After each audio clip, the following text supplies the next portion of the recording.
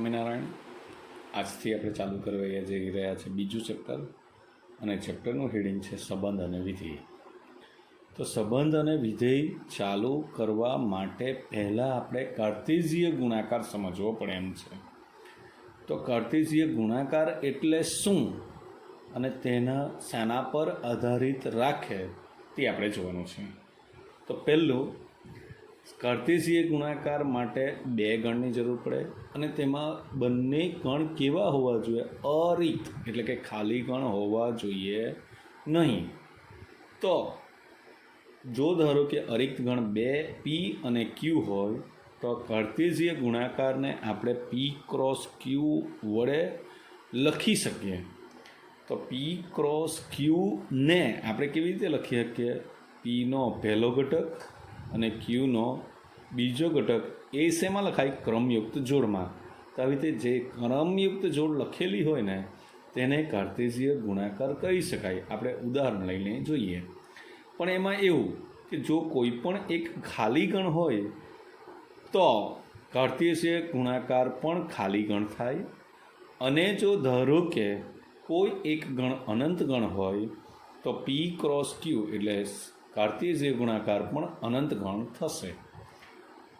તો અને કાર્ટેશિય ગુણાકારના સભ્યોની સંખ્યા ગણવી હોય તેના માટે સૂત્ર છે. તે માટે પહેલાં હું તમને એક ઉદાહરણ બતાવું. હવે આપણે ઉદાહરણ લેવાના છે. તો પહેલું એક ઉદાહરણ લઈ લઈએ કે તેમાં બે ગણ છે. તેમાં ગણ એ ના સભ્ય છે 1 અને 2, અને ગણ બી ના સભ્ય છે 3, 4 અને 5. એટલે કે ગણ એના સભ્યની સંખ્યા કેટલી થશે? 2. અને ગણ બીના સભ્યની સંખ્યા કેટલી થશે? 3. તો એ ક્રોસ બીના સભ્યની સંખ્યા કેટલી થાય તે પછી આપણે ગુણતા શીખવાડ્યું. પણ આપણે એ ક્રોસ બી શું છે તે હું તમને બતાવું. તો એ ક્રોસ બી એટલે કે કાર્ટેશિય ગુણાકાર. તો એ પહેલું કોણ છે? એ ગણ છે. તો એના ઘટક સાથે બીના ઘટકનો સંબંધ. તો 1 3, 1 4, 1 5. હવે એક સાથે બધા જોડાઈ ગયા. ત્યાર પછી બીજો ઘટક કોણ છે? 2. તો 2 3, 2 4 અને 2 5. આમ એ ક્રોસ બી એટલે 1 3, 1 4, 1 5, 2 3, 2 4, 2 5. આને કહેવાય એ ક્રોસ બી. એટલે કે એ ક્રોસ બીના એના ઘટકો પહેલાં અને બીના ઘટકો બીજા આવે. પરંતુ જો હું બી ક્રોસ એ લઉં તો પહેલો ઘટક કોણ આવશે? બીનો ઘટક આવશે. તો 3 1, 3 2, 4 1, 4 2, 5 1, 5 2. આમ થયું. તો હવે એન એ ક્રોસ બી શોધવું હોય એટલે એ ક્રોસ બીના સભ્યની સંખ્યા શોધવી હોય કે બી ક્રોસ એના સભ્યની સંખ્યા શોધવી હોય તો સૂત્ર આમ છે, એન એ ક્રોસ બી એટલે NA ઇન્ટુ NB. તો એના સભ્યની સંખ્યા કેટલી છે? 2. બીના સભ્યની સંખ્યા કેટલી છે? 3. તો આ ટોટલ સભ્ય સંખ્યા કેટલી થશે? 6. તેવી જ રીતે NB ક્રોસ એટલે NB ઇન્ટુ NA. NB એટલે કેટલા છે? 3. અને એ કેટલા છે? 2. એટલે એના સભ્યની સંખ્યા પણ કેટલી આવે? 6. તો 1 2 3 4 5 6. એટલે એન એ ક્રોસ બીના સભ્યની સંખ્યા આવી 1 2 3 4 5 6. એન બી ક્રોસ એની સભ્યની સંખ્યા આવી. એટલે આવી રીતે આપણે સભ્ય સંખ્યા ગણી શકીએ છીએ. આ ક્રોસ પ્રોડક્ટ પરથી જ આપણે બે વિધેયો કે બે ગણ કે બે વિધેયો વચ્ચેનો સંબંધ આપણે ચકાસવાનું આવશે ખરું.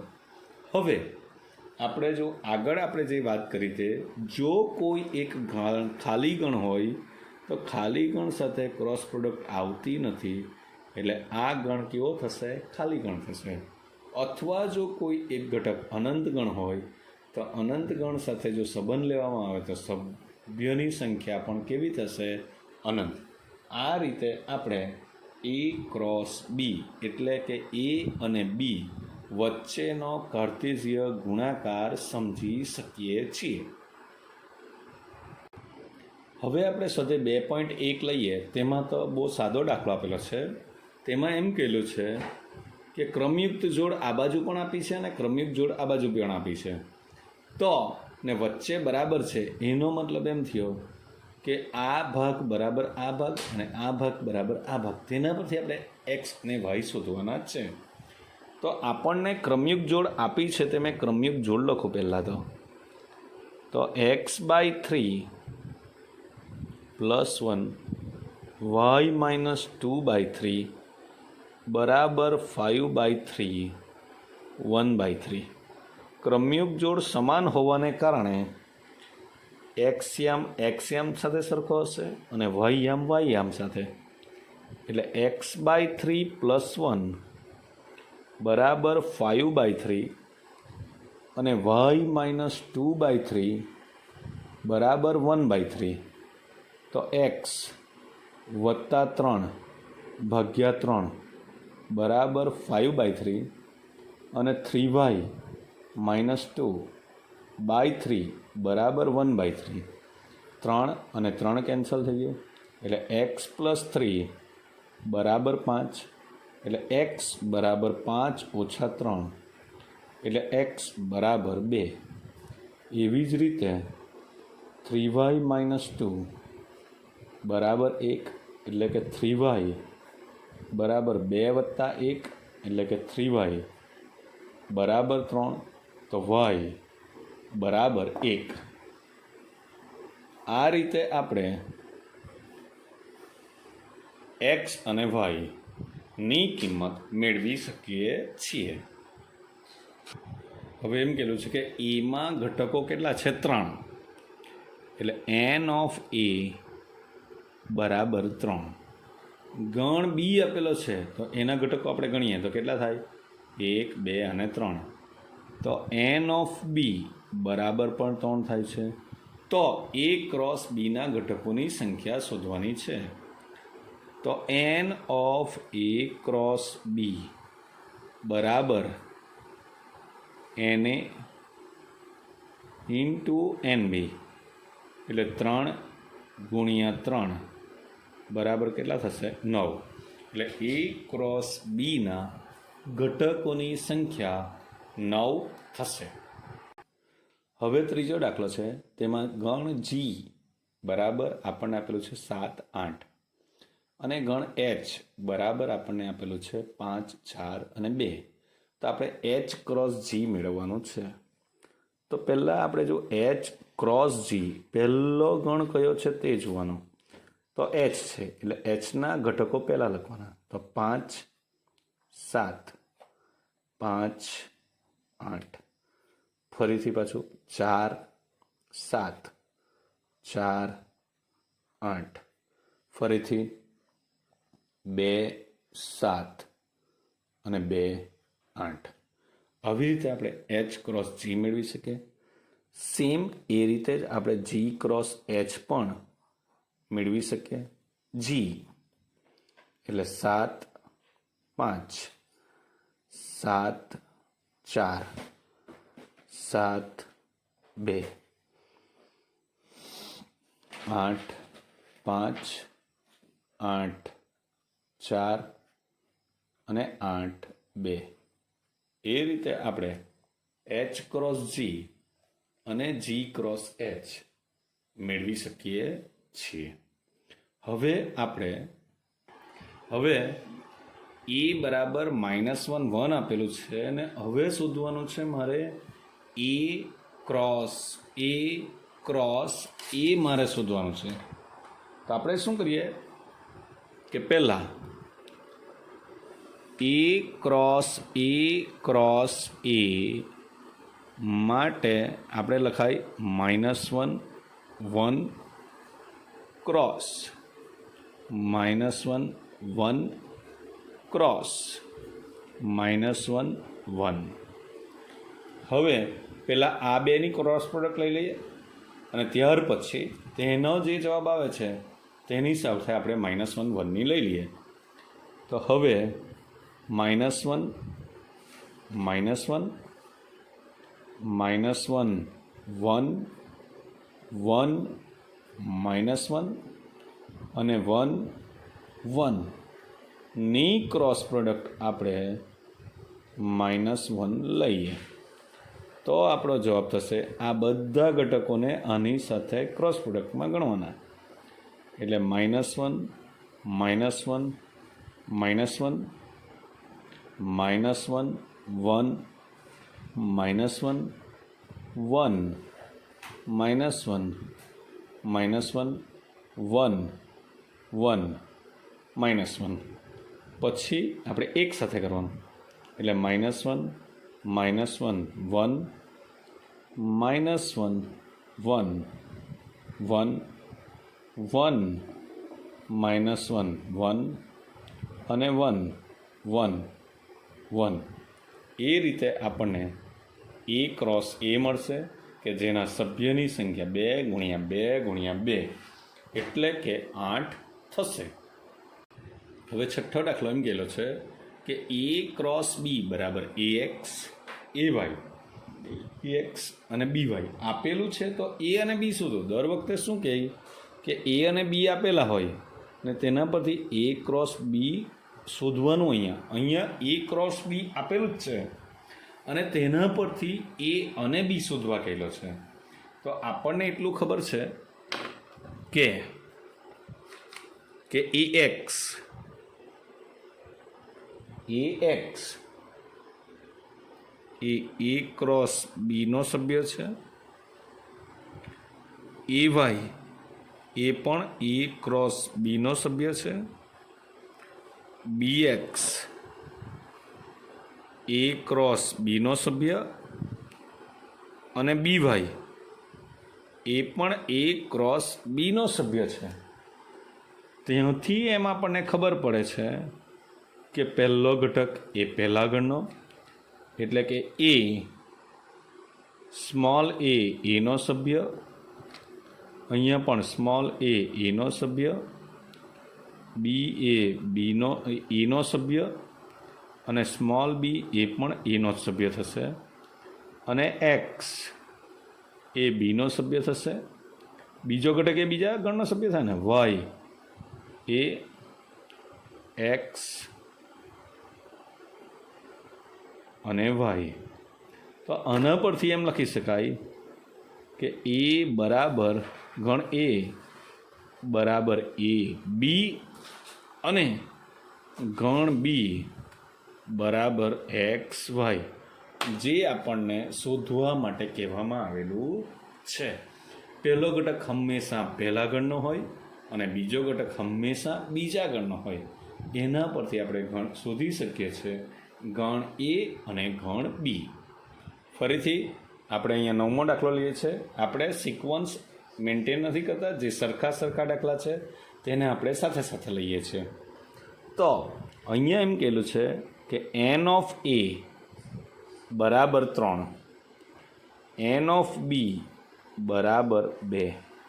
એટલે n એ ગણમાં 3 ઘટકો છે અને બી ગણમાં 2 ઘટકો છે. એનો મતલબ એમ થયો કે n A ક્રોસ બી માં સભ્યની સંખ્યા કેટલી થશે? 3 × 2 એટલે કે કેટલી થશે? 6. પરંતુ તેમાંથી A ક્રોસ બીના ઘટકોમાંથી મને 3 જ ઘટક આપેલા છે. A ક્રોસ બીના ઘટકો આપેલા છે. તો ઘટકો કયા કયા આપેલા છે? X1 Y2 અને Z1 આપેલા છે. તો અહીંયા હું લખી દઉં X1 એ A ક્રોસ બીનો સભ્ય છે. તેમાં X સભ્ય છે A અને 1 સભ્ય છે B. હવે Y2 એ પણ આપણને એ ક્રોસ બીનો સભ્ય આપેલો છે, તો વાય એ એનો સભ્ય છે અને 2 એ બીનો સભ્ય છે. Z1 એ ક્રોસ બીનો સભ્ય છે, તો Z એ એનો સભ્ય થશે અને 1 એ બીનો સભ્ય થશે. તો આના પરથી એ ગણ આપણને મળશે એક્સ વાય ઝેડ અને બી ગણ આપણને મળશે 1 અને 2. આવી રીતે આપણે ગણ એ અને ગણ બી મેળવી શકીએ છીએ. હવે 10મો દાખલો એમ કહેલું છે એન ઓફ એ ક્રોસ એ ના સભ્યની સંખ્યા, એટલે એન ઓફ એ ક્રોસ એ આપણને કેટલું આપેલું છે? 9 આપેલું છે. 9 આપેલું છે એનો મતલબ એ 3નો વર્ગ થાય, કારણ કે એને ઇન્ટુ એને, અથવા મેં અહીંયા એમ લખી દઉં એન એ ઇન્ટુ એને બરાબર 3 ગુણ્યા 3, એટલે એના સભ્યની સંખ્યા આપણને 3 મળે છે. હવે એમણે થોડા ઘટકો એ ક્રોસ એના આપેલા છે, તો -1 0 એ ક્રોસ એનો સભ્ય છે અને 0 1 એ પણ એ ક્રોસ એનો સભ્ય છે. તો -1 એ એનો સભ્ય થશે અને 0 પણ એનો જ સભ્ય થશે. 0 એનો સભ્ય થાય અને 1 એનો સભ્ય થાય, માટે એ બરાબર -1 0 1. આ રીતે ગણ એ મેળવી શકાય છે. હવે મારે બાકીના ઘટકો મેળવવા માટે આપણે પહેલાં ડાયરેક્ટલી લઈ લે એ ક્રોસ એ.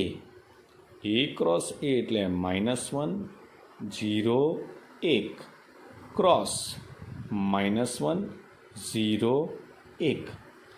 તો આપણે એના ઘટકો લખવા હોય તો -1 -1 -1 0 -1 1 0 -1 0 0 0 1 1 -1 1 0 અને 1 1.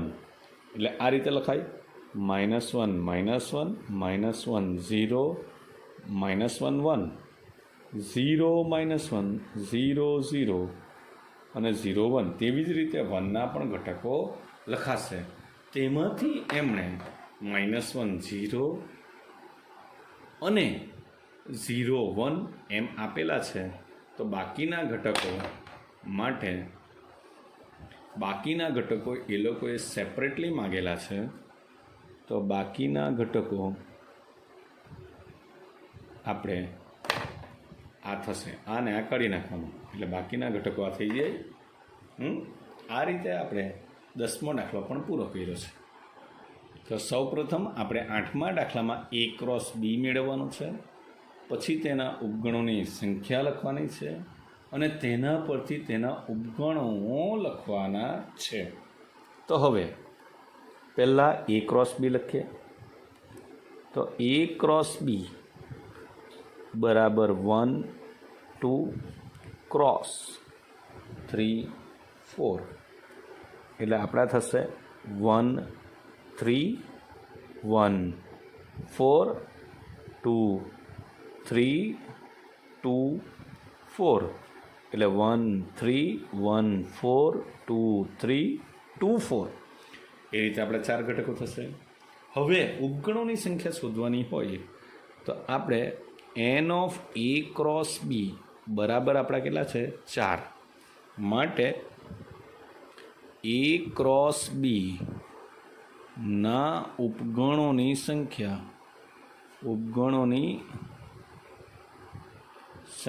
બરાબર 2n બરાબર 2/4 બરાબર કેટલી થશે? 16 થશે. હવે આપણે એના ઉપગણોની યાદી બનાવવાની છે. તો ઉપગણો તો ઉપગણો લખવા હોય તો એની યાદી જરાક મોટી થશે. તો પહેલાં દરેક ગણમાં એક એક ઘટક આવશે, એટલે કે 1 3 1 4 2 3 2 4 લખજો હા બરાબર. એ પહેલાં એક એક ઘટક આવ્યા. હવે બે બે ઘટક લખવા પડશે. બે બે ઘટકમાં 1 3 1 4 પછી 1 3 2 3 1 3 2 4 1 4 2 3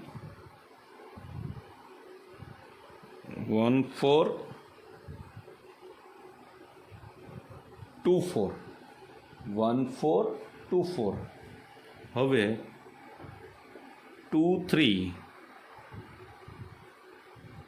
2 4 એટલે પહેલાં એક એક ઘટકો લખ્યા, પછી 1 3 1 4 1 3 2 3 1 3 2 4 1 4 2 3 1 4 2 4 પછી 2 3 2 4.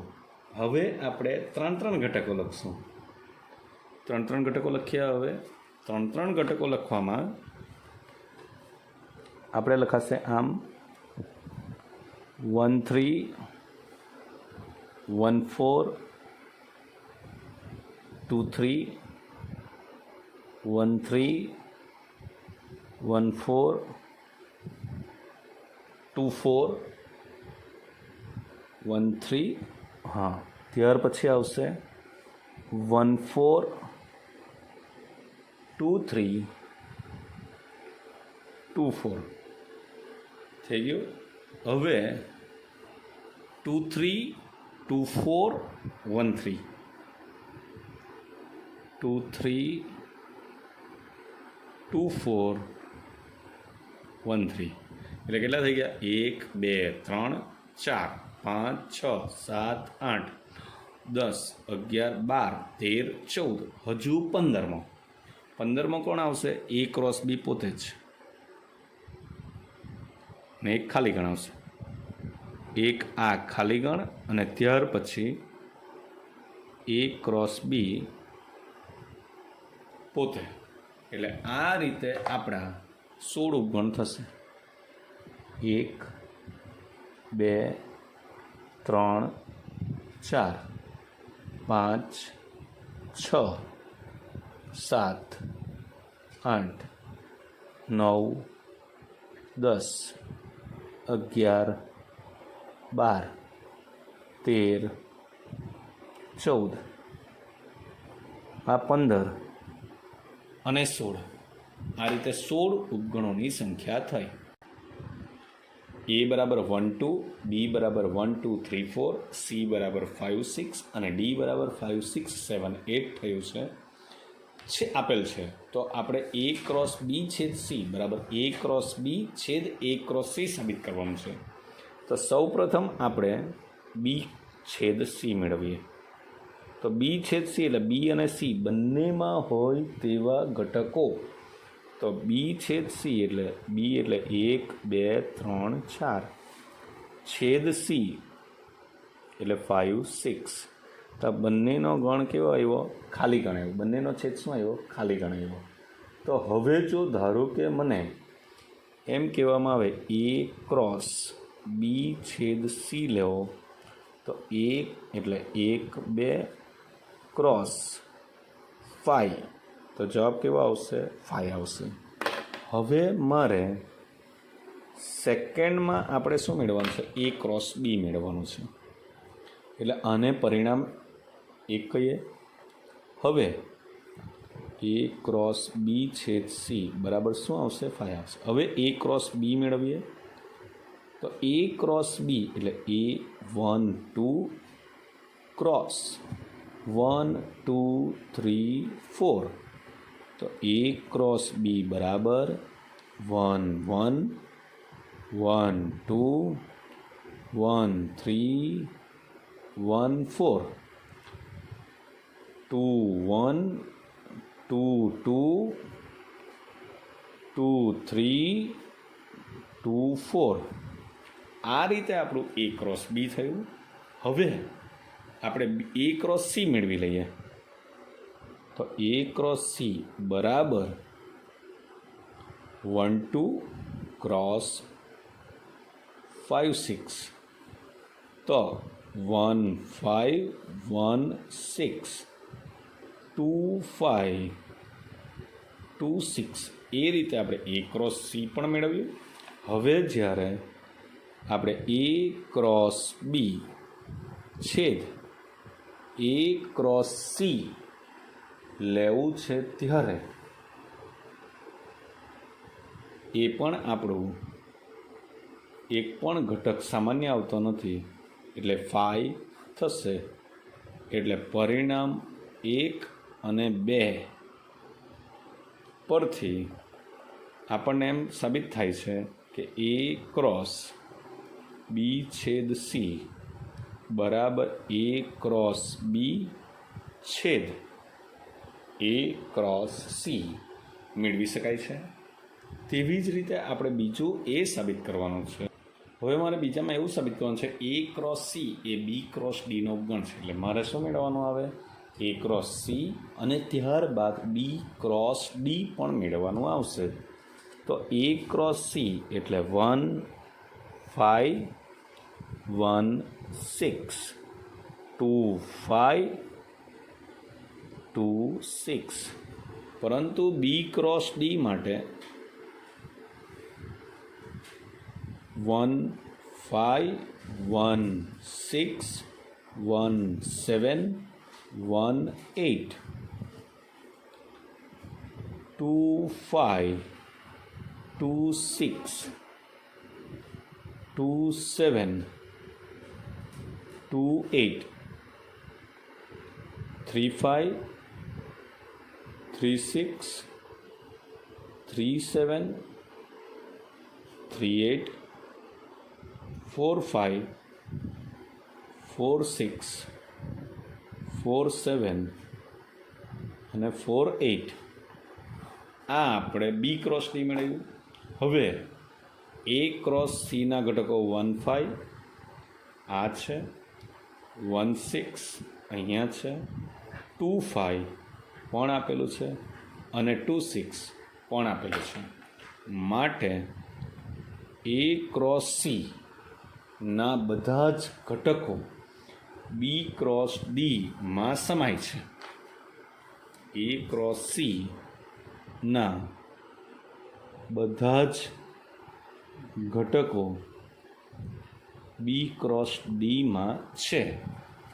માટે A ક્રોસ C એ B ક્રોસ D નો ગણ છે. હવે ચોથો દાખલો છે, તેમાં આપણે ખરું કે ખોટું તે જોવાનું છે. તો તેમાં P mn આપેલું છે અને Q nm આપેલું છે. તો P cross Q mn nm બે જ ઘટકો આપેલા છે. Actually P cross Q n of P cross Q બરાબર n of P into n of Q બરાબર 2 ગુણ્યા 2 બરાબર 4 ઘટકો થવા જોઈએ, જેમાંથી અહીંયા બે જ ઘટકો આપેલા છે. એટલે P ક્રોસ Q આટલું જ થાય એ વિધાન અસત્ય છે. બીજું, A અને B અરિક્ત ગણો છે. A બરાબર x બિલોંગ્સ ટુ A એટલે Aમાં x આવેલો છે અને Bમાં y આવેલો છે. તો A ક્રોસ B બરાબર x y જ થશે અને તે જ આપેલું છે. તો એ વિધાન આપણું સત્ય થશે. હવે ત્રીજું એમ કહેલું છે કે A બરાબર 1 2 અને B બરાબર 3 4. તો A ક્રોસ B છેદ 5 બરાબર 5 થાય. તો આપણને બી ખબર છે કે B છેદ 5 બરાબર 5. તો A ક્રોસ B છેદ 5 તો A ક્રોસ 5 તો A ક્રોસ 5 બરાબર 5 છે. માટે ત્રીજું વિધાન પણ સત્ય થાય છે.